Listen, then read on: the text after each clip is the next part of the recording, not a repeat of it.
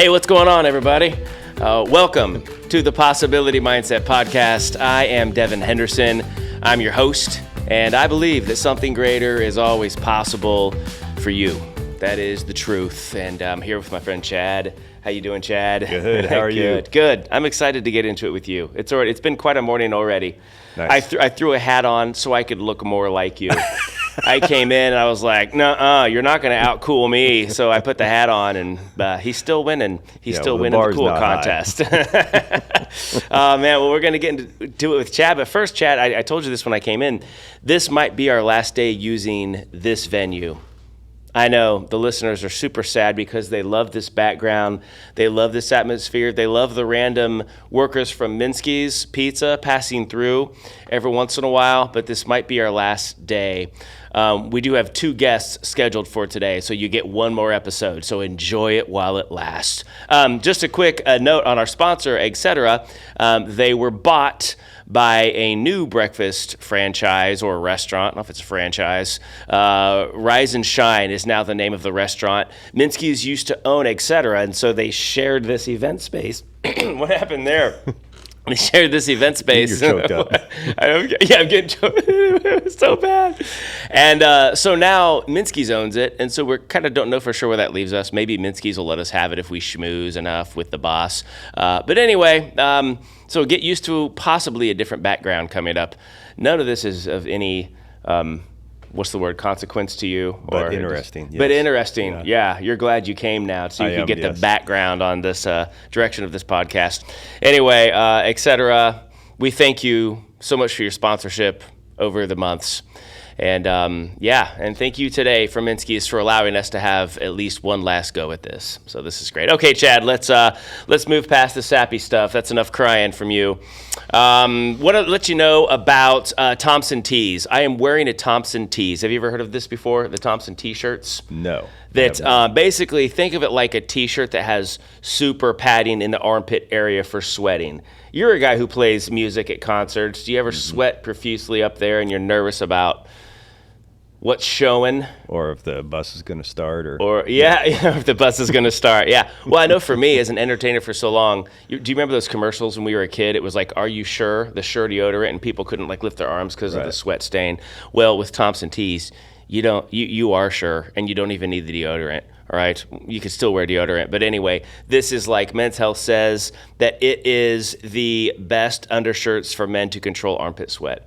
So the reason I'm bringing it up is because, again, I'm wearing it today. I can wear any color now. I don't have to worry about sweat bleeding through. This is maybe TMI, but it's also maybe very valuable information if you also deal with the same thing. So go to the show notes, click on the link, buy a Thompson tee. It will absolutely change your life. All right, Chad.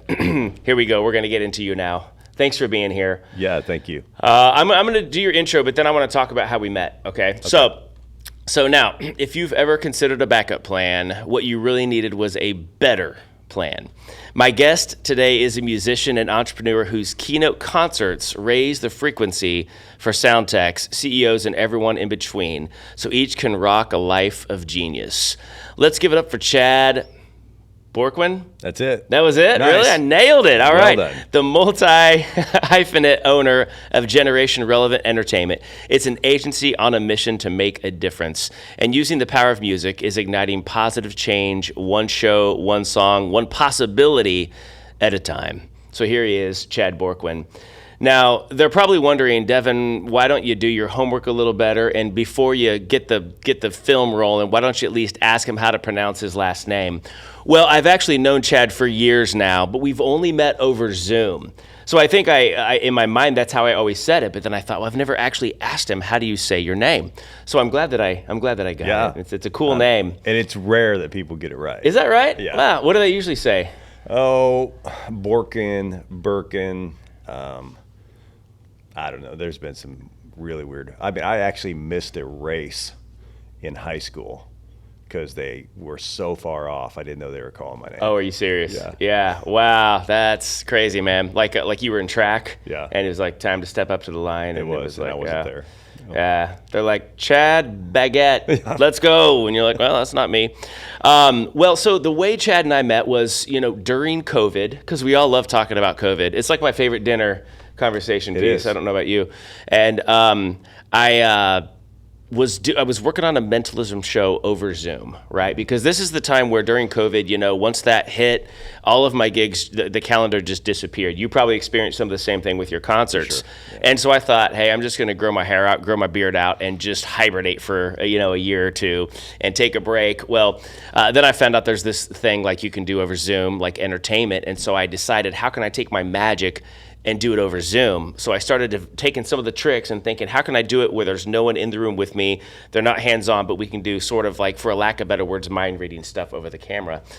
So I needed an audience. I needed a demo video for this. So I sort of needed like a pseudo audience to get on Zoom so they could watch me doing these tricks.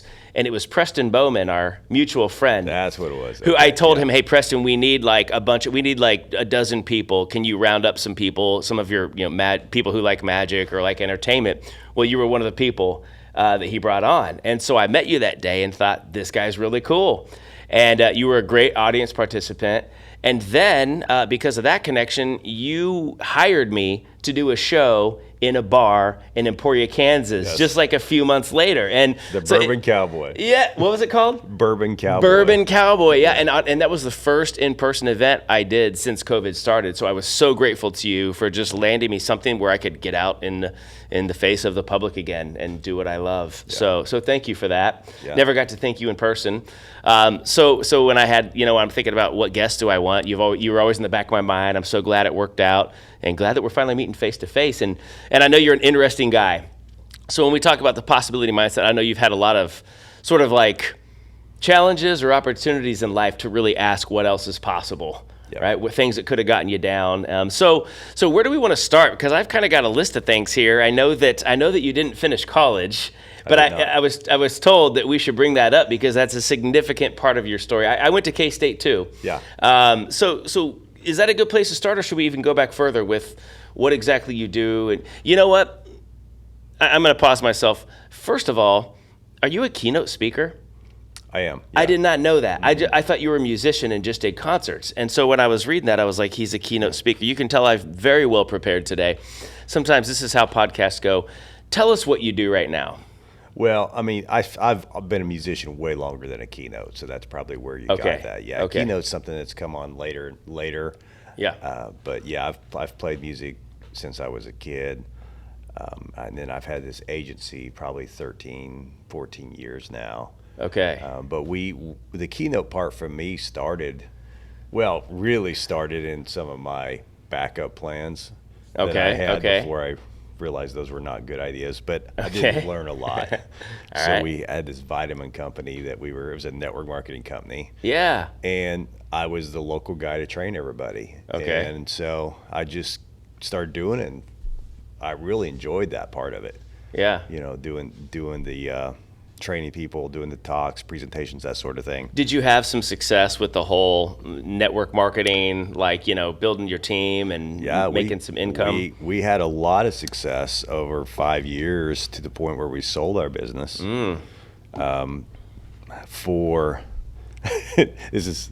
This is just for the part of the story because it's funny. Yeah. It's funny now. Yeah. We sold it for $1.2 million over an 18-year payout, contingent on, which was $5,000 a month, contingent on the guy we sold it to staying in business. It's so funny you're saying this because we had Marty Fonke on here, who is a acquisition and what's the buyout or acquisitions and what's the other word that goes with that? Merger, acquisitions and merger, like specialist. Yeah. And he talked about that exact thing, that like when someone buys you out, there's that whole contingency aspect of it. So what's the rest of the story on that? Well, it was a great 2 years. And during that time, it gave us the opportunity to start these keynote concerts. Okay. Which is this idea that had kind of developed over time from seeing some things and just figuring out, I went to a career day one day. I got asked to speak on sales. Okay. And I'm to 300 kids who cared nothing about sales. I mean, you don't really get into sales unless you failed at a number of other things a lot of times. Okay. You don't just go into sales. And I could tell these kids were bored out of their minds because there was a finance guy and a banker, and I'm following all this. And I'm like, who wants to hear about sales? And like two hands out of 300. I had nothing prepared, but I said, well, who wants to hear about a rock band? And they're like, everybody went crazy. Well, nice. I just like, so I told my story. Yeah. And it went great. And the principal invited us to come back like 3 weeks later. Nice. We'd bring the whole band. And wow. Was this high school? Yes, it was. Okay. I think it was. Yeah. And then so we ended up using that, or I used that idea with some advice from some other people who'd done it before to develop a keynote concert where we would go into these schools and do a full scale concert. Okay. And then there was a character education keynote that I would do in the middle of that. Nice. So we did probably 30 schools in like one semester almost. Wow. It was an insane schedule. It was fun. And that's what kicked off this whole transition from musician only to also keynote. Yeah. And how long ago was that? Well, that was 04 and 05. Oh, that was that was a long time ago. Okay. The group I was playing with broke up shortly after that, which is a whole story. It's probably not important there, but I'm sure we'd love to hear it. Well, maybe you don't want to share it. It's not just my story, so I'll probably leave that one alone. All right. Yeah. But at that time, I didn't have a lot of other options, so I started an advertising company. Okay. Kind of started when I started working for an advertising company and was selling these big, long 2.5-foot door hangers to businesses that were getting delivered to the doors. Okay. Well, they were supposed to get delivered to the doors, but I was selling, right. and they were so easy to sell. It was going so great. Then I found out the owner of that was not delivering on what they said. Man. So I went back. They weren't showing up. The product was not getting. She just was not. She was underfunded, and she wasn't getting things done. So I had to go back around to all those people I sold these door hangers to and say, "Hey, listen, here's what went down. Okay. But if you give me, 3 or 4 months, we're going to start our own company and we'll come back and honor this." And so we did that and had that company until, I guess it was, we went through the 2008 crash and made another year or so, but advertising just nosedived. And our competition was like Valpak. Okay. Which they could load as many of those into an envelope as possible, and so the envelope keeps getting thicker. It does. But then it started getting thinner too. I noticed because people aren't using that as much anymore. Yeah. Right. So yeah. So anyway, we had a fixed number we could do, so we couldn't compete price wise. So but it was at that point, at the end of that thing, that I was just like, man, I am miserable. I didn't even want to be doing it. It was sinking, and that was the time I and this is where a lot of my keynote comes from, is I remember thinking, I'm sinking. If I'm going to sink, I at least want to do something that I want to do. And I just said to myself, I'm just going back after music. I'm going to go all in on music. And that was right about that time is when we had started Big Time Grain Company, my brother and I. Okay. And the agency, there was an idea of an agency again. I'd booked before, but I hadn't run my own agency. And I mean, I won't say it was easy, but it was the beginning of what's led us to where we're at today. Yeah, and it was, it's called the Grain. What was the Grain? Oh, Big Time Grain Company. Big Time Grain Company. Yeah, that's our country band. Okay, yeah. Where are you from? Colby, Kansas. You're from Colby, Kansas. Yeah. Okay. Way out there. Yeah. Like really close to the Colorado border. Right? And Nebraska, yeah. Wow. And so that's where that name comes from, is... Partially that and the Andy Griffith Show too, yeah. Okay. Yeah. Okay. Nice. So this is the name of your agency, and it's basically... Well, that's the band. That's the band. Yeah. Okay. The agency is Generation Relevant Entertainment. Oh, I see. Yeah. Okay. But so you also booked other bands. That's what the agency does, yeah. Right. Okay, gotcha. Yep. Wow. Okay. So where's that leave you now? I mean, is it still, you're still with this band, and then you give keynotes on your own, or with the band still? But either or, yeah. Okay. We can do. We've got the ability to go in the full band. I'm developing something now. I have not actually done this just because I haven't put it together yet. Where I'm going to go in and do a keynote concert with just me, where I'm doing all these iconic clips of like some of the most iconic guitar solos out there. Oh, nice. And so to be going from songs that you hear the solo, It is. You know, Shook Me All Night Long, AC/DC. Everybody knows that solo. You know, Guns N' Roses. You know, you go into that riff, everybody knows it. Yeah. Kansas, whatever, and just kind of, I'm working that into the keynote. I've done a lot of keynotes where it just goes speak. Yeah. But I want to incorporate this in as well. Okay. You said Kansas. I had flashbacks. Right down the road, like about a mile, Shawnee Mission Park. There's a theater in the park. I saw a Kansas concert there. They came one time. Wow. Like my senior year of high school. So, you know, a quarter of a century ago.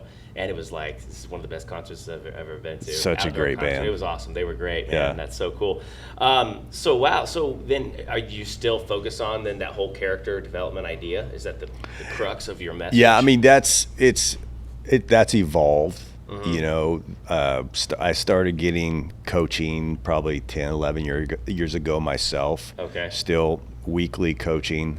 I started reading a ton of just development books. Okay. When I say reading, listening. I'm an audio Totally. guy. I've been doing that too. Yeah, I don't know if it's cheating or not, but you still take in the book. I right? do, and yeah. It's multitasking. You can listen. And became hugely fascinated with just what makes people tick. Okay. And then when I did the podcast interviews, and I did start doing those during COVID as well, that developed even a more interest in what makes people tick.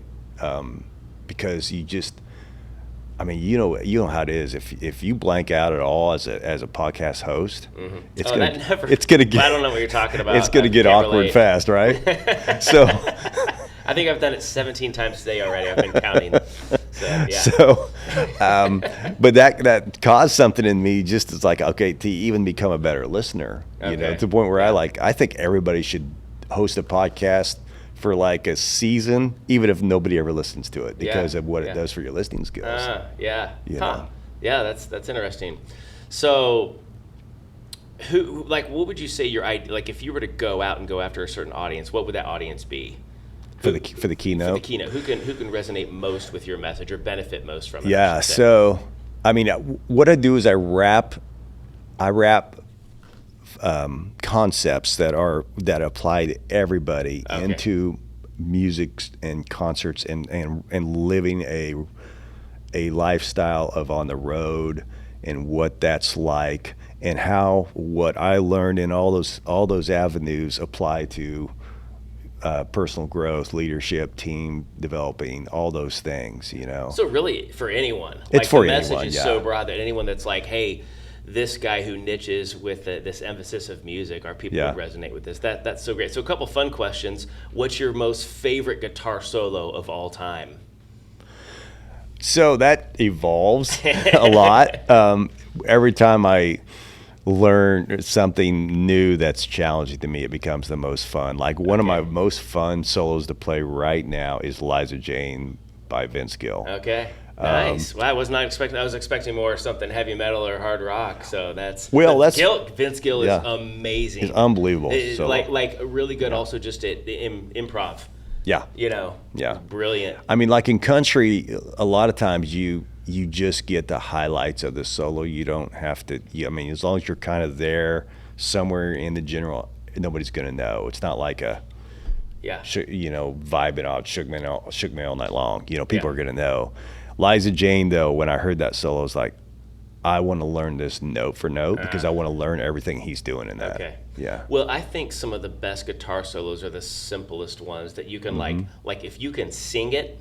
Yeah. You know what I mean? Like if you go, and then sing that solo, it's good. But if it's like and all over the place, it's kind of like it's too much for me. Journey. Like, those people are talented, you know. Yeah. Journey. I mean, they were. You know, Neil Sean was brilliant at that. Well, and it means they have chops, so it's impressive. But as far as listening, that's just like I like the ones that I can sing back later. I think those are the best. Yeah, you know? You're right. So that's incredible, man. I've never gotten to hear you play or anything like that. So you're gonna we have to find a way to follow you, and we'll at the end we'll get to that. Like, how can we make sure we see you if you're in concert or anything like that? So in terms of your story, you know, let's go back a little bit because you're you're a well-rounded guy. You've got a lot of parts to you. I feel like there's all these doors we could open and just be surprised. So tell me about this whole college thing. And how you didn't graduate, and how you were able to say, well, I didn't graduate, what else is possible, and what possibilities that opened up for you? Yeah. Well, I wanted to go to school for music. Okay. But the advice I got at home was you can't make any money at that, and what are you going to do? Be a music teacher? Okay. So I thought, all right, this is where my first backup plan. Okay. My understanding when people talk about backup plans. So I went for business. Okay. Which, I mean, I use a lot of business today that I did not get there. A lot of business skills. Totally. So I went to a JUCO for a couple of years and went to K-State for like 6 months before the group we were in said, hey, we're going to go full time and go on the road. So it was not a stretch for me to say enough of this school. I'm going to go do what I really want to do. Sure. And we did. We went. We made this leap. We went and said we're just going to do. Our agent booked us up, 4 to 6 nights a week for 4 or 5 years. This was back when you could do that in regional groups or national before you hit the national stage. Okay. We would go from like I remember going just up I-29. We would start at like Nebraska and then go to like Sioux City, then Sioux Falls, and then Fargo, then Grand Forks, then Winnipeg, Canada. And like I didn't have a home. I didn't have a car. I didn't need any of that stuff. Yeah. I was just one place to the next playing. It was amazing. Yeah. And that went on for a number of years until just the singer decided one day he was done and walked out, and that was it. Wow. So yeah, what would you say to people who, are thinking about college, thinking about dropping out or taking a break because there's this dream they want to pursue? Was it worth it for you? Was it the right move? Looking back, what can you offer now? Well, I think make sure that you're making the decision for the right reasons. My daughter just graduated K-State, nice. And she's got a about to land a job with a big pharmaceutical tech company, and she's doing exactly what she wants to do.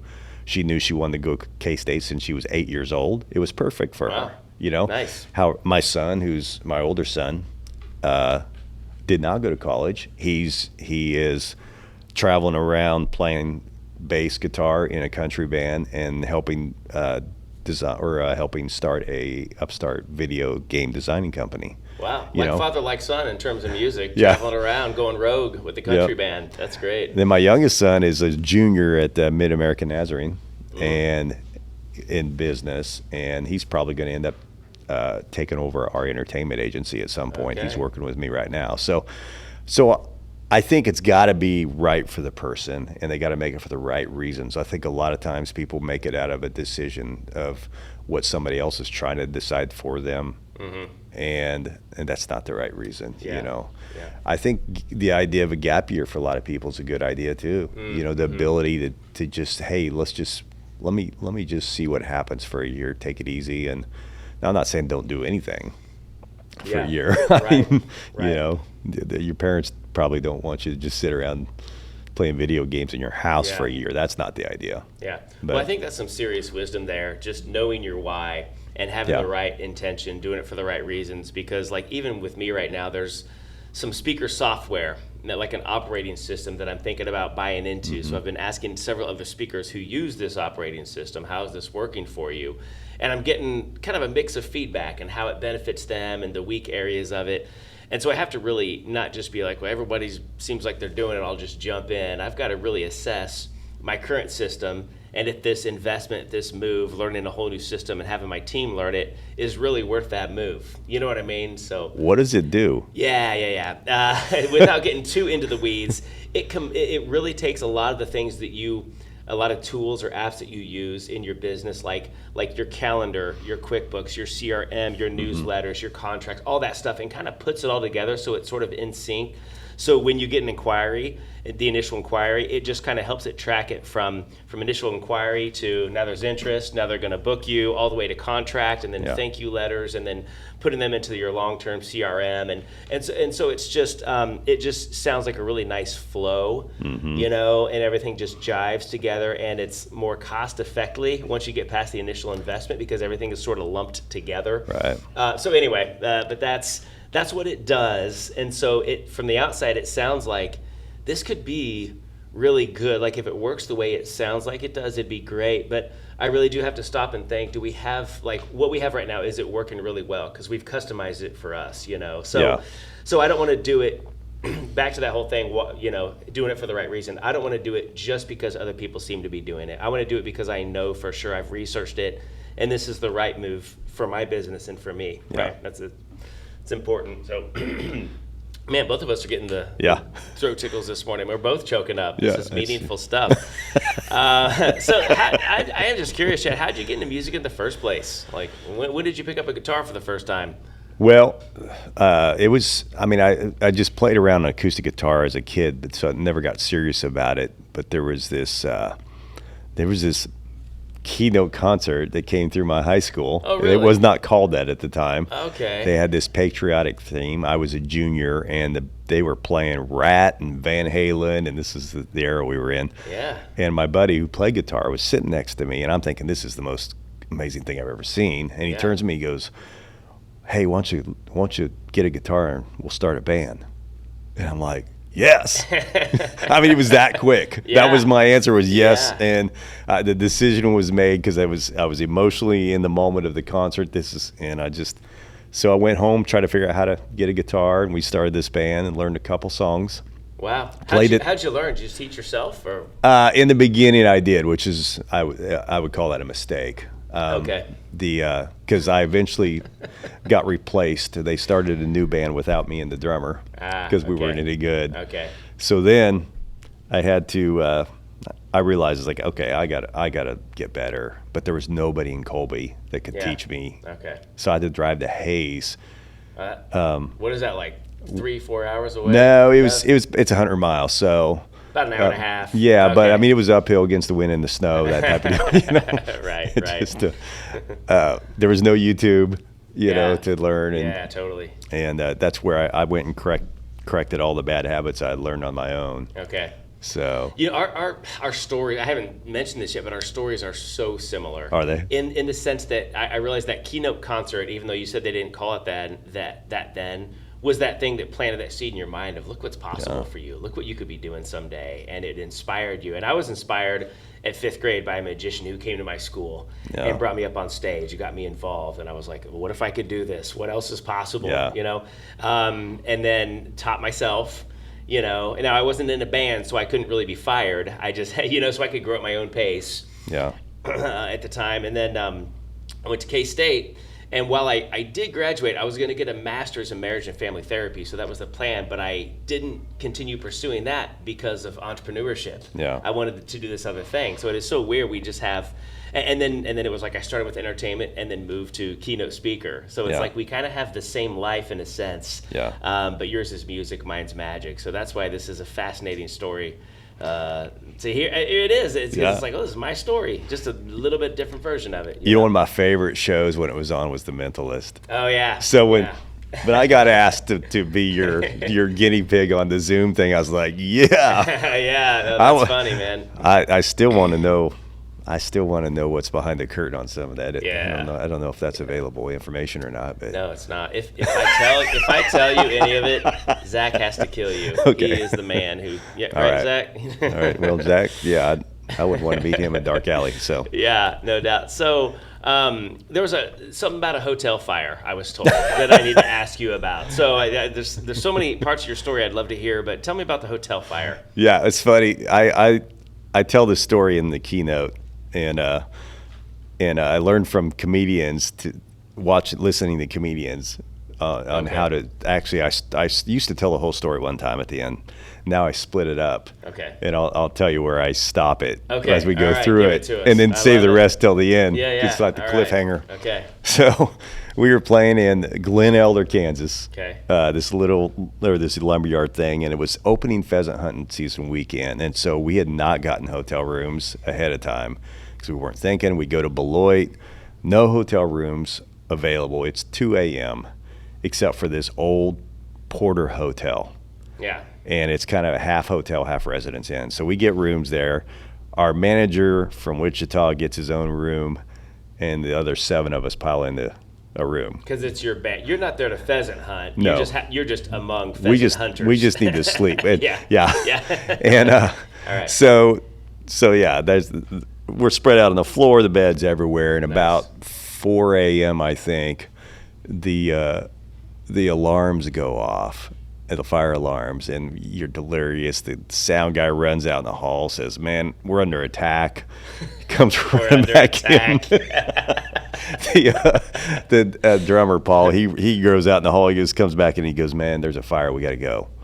And so I grabbed my 2 guitars. I put on my pants with a Velcro fly, and headed out. Velcro fly. Yeah. Wow. I don't even know if they do that anymore. Yeah. Well, I hope not. It's a bad idea. Whoever thought that was a good idea? ZZ Top is the only one that really benefited from that. Yeah. So, nice. So we're out there, and smoke's coming out of the windows, and our manager's window flies open, and he's out. He goes, "There's like old ladies on my floor that can't get out." Oh my gosh. And okay. Sorry, I thought you were going to say it was a false alarm, because I've been in so many hotel false alarms. You know what I mean? But this is real fire. It's real fire. This just got real. Yeah. So Paul, Craig and I, Craig was the singer, we go back in, and we're going up, and we're on the 2nd floor, and it's so smoky we have to crawl to get to the rooms. We get to the first room. Unbelievable, dude. And Craig was able to pick up that lady and carry her out. And then we get to the next room, and Paul's a big guy. I'm not, but neither one of us could have gotten close to carrying this lady ourselves. So we decide we'll do it together. So, and she doesn't want to leave.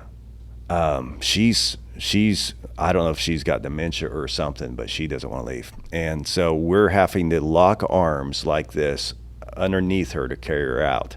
And so we head towards the stairs, and we get hold on. That position that you're holding, if you're listening, your arms are just straight in front of you. How can you precariously balance a human being? Well, it was not easy, and she was heavy. I felt like my arms were going to fall off. But was she sitting on your arms? Well, we were just kind of holding her. I think so. I don't quite remember that part. Insane. Okay, yeah, but it's a little smoky. It's a little smoky and fuzzy, yes. So we get to the top of the stairs, and we're getting ready to go down, and I feel that Velcro fly go. And this is at the beginning of Keynote. This is where I stop and change subjects.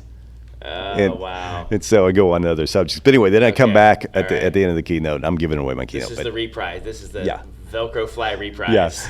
And so I was sitting at the top of the stairs with my Velcro fly popped, and we start going down the stairs, and we get down the first flight, and my pants are now down to around my legs. I'm trying to hold lower thighs, just above the knee still, so you can kind of do the cowboy walk and kind of keep it at least a little bit of your dignity intact. Yes. I'm visualizing this. It's Don't ask me why I'm trying to picture it so vividly, but I am, because this is hilarious. Yeah, this will never leave you now. and so we get to the bottom of at the stairwell, and the door flies open, and there's 4 firemen there, and my pants are now down around my knees, holding this elderly lady. And I look up, and they're looking at me, and they're like, "What are you doing?" I mean, it's just wow. And there was absolutely no good answer. Yeah. A good answer for that. So right. We set her down, I pulled my pants up, and we walked out. And no more questions asked. No more questions asked. And it was years later, I was just thinking about that story, and how that lady didn't want to leave. And how much our lives could get to that point where we've so slowly just not gone after our dreams, not gone after what we wanted to do, not paid attention to the little things that can help us get there, to the point where we end up in the Porter Hotel on fire, and we would rather stay there than leave, have somebody help us leave. And it was a really important lesson for me to figure out for myself at one point, and I thought, well, this would be a good thing to incorporate in and share with other people. It's a powerful lesson, and brilliant that you pulled that out of it, because immediately my mind goes, oh, what fire am I stuck in right now? Yeah. And I'm sure all your audience members are thinking the same thing, and I'm sure the people listening, like, I'm in that room a place that I thought was comfortable, a place I'd worked so hard to get to, and poured my life, and then all of a sudden there's this unexpected moment of it might be time for a change, but kicking and screaming, they're going to have to drag me out of here, but it might save your life. Yeah. That's powerful, man. And it's caused me to just lean into change, that as opposed to, even if it's uncomfortable or scary, or, I'm saying yes to things quicker that will lead me to that, and no to things quicker that will keep me from it. Time suckers, that sort of thing. Yeah. That's a hard thing to do, is to decide which things have the ROI and which don't. Do you have sort of a gauge for that when something new comes your way? You're presented with some opportunity. Is there sort of a way to measure? How do you say yes or no? How do you know? The tools I use for myself that are most effective is my first thing in the morning. I start every day slow, except that was a little harder today. But sorry, we're here kind of early. My bad. It's all good. No, I still did it though. I just set my alarm a little earlier. And are you familiar with the alpha state? Alpha state? Yeah. No. It's that space between sleep and awake where, and it's usually first thing in the morning for most people. Sometimes it's before bed. Okay. Mine's in the morning, where your mind has not jumped to all the things you have to do that day, all those things, and you're just kind of coming out of sleep. And if I will meditate during that time, if I will pray during that time, I do Wim Hof breathing, if you ever heard of him. Okay. Are you familiar with that? I don't. Which is that the 5 in, or is that the 8 in, 4 hold, and then 7 out? It's I did this when I got COVID first time to get rid of the cough, and that's where I learned it. You breathe in 40 times really deep, and then you hold it for as long as you can. Okay. Because I could not get rid of that cough, and I got rid of the cough in a week with this, and within 2.5 weeks. I'm sorry, I didn't finish how you do it. You breathe in that many times, then you hold it for as long as you can, then you do a recovery breath for 15 seconds. Okay. And then you repeat as many times as you want, like 3 to 5 times. Wim Hof. WIMHOF. I gotta look that up. Yeah. Okay. I was able to hold my breath within 2.5 weeks up to 4 minutes and 15 seconds. Wow.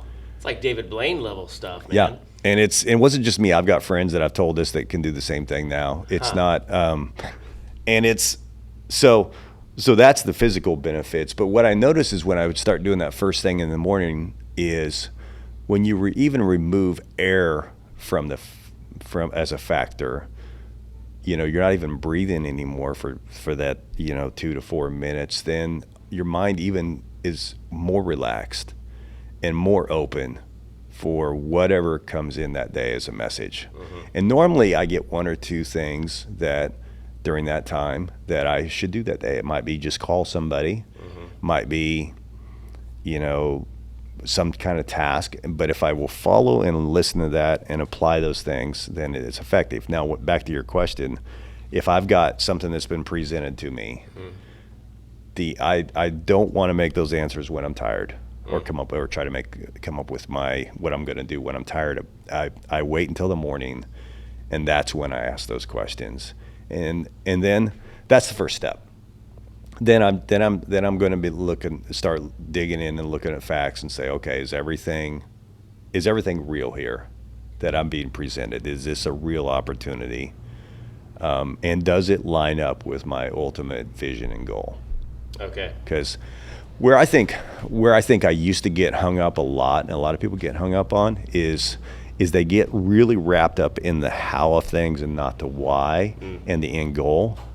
And the how is what slows us down if we take too much control of that. If we release the how and just kind of let those messages come as they come, pray about it, ask for those answers and wait, then we can make the process so much easier on ourselves. Yeah. And a lot of times quicker too, and with less pain. The pain I've had most of my life is because I was trying to manipulate things. Sure. Yeah. I feel you. Yeah. So the big thing, it sounds like pause, wait, like don't make rash decisions, especially when you're tired or when you're hungry, right? Or when you're stressed out or like weighed down with other things. Make sure you've got some mental clarity and space to actually think it through. And then really consider, does this align with my goals and the main thing, or is it just going to be a distraction? And then it's not going to serve me or anyone else around me. Yeah. Yeah. And if there's anything that's saying I shouldn't do that, if it's connected to fear, then I want to pay attention to that, because fear is the enemy of progress. So a lot of times I'll listen to that and say, okay, if that's the only thing stopping me, then I need to move forward. Okay. Yeah.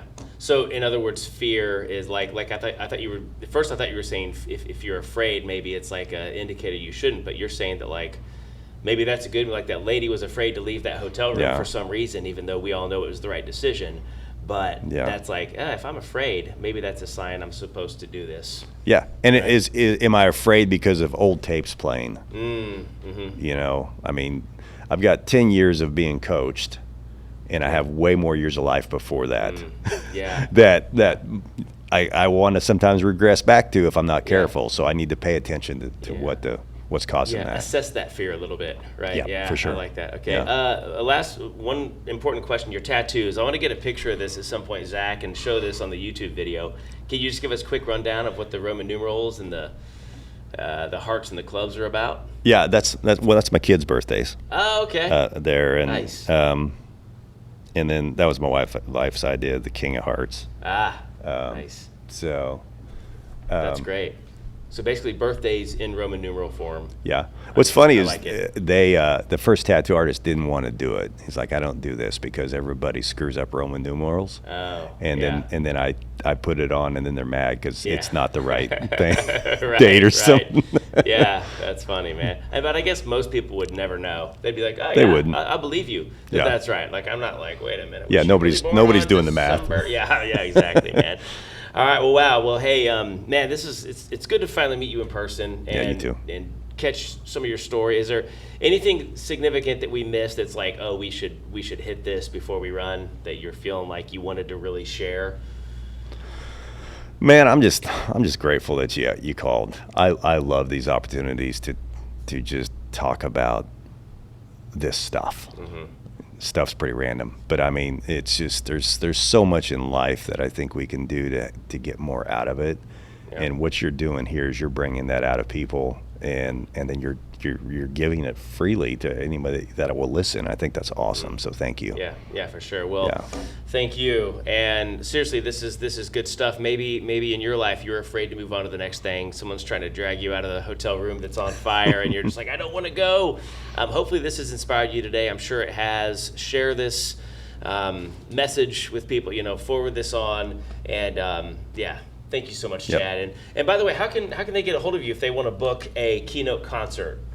Well, our agency site is just generationrelevant.com. Okay. Yeah. All right. So that's the best place to go to connect with you in every way. And then will your like any kind of schedule, like tour schedule or any appearances you're going to make, will that be on there? Yeah. Well, no, that's our band site, which is bigtimegrain.com. Okay. Yeah. So if they go to there, they can see maybe where you're going to be. Yeah. You'll be in their area. Yeah, okay. for sure. All right. Great, man. Do you travel much outside of Kansas? I do. Yeah. You do? We do a lot, probably 5 to 10 states a year. Okay. All right. So he might be coming to you. So check it out. All right. Well, hey, once again, thanks, etc., just for your help and your support over the years, and Minsky's for letting us use this space this morning.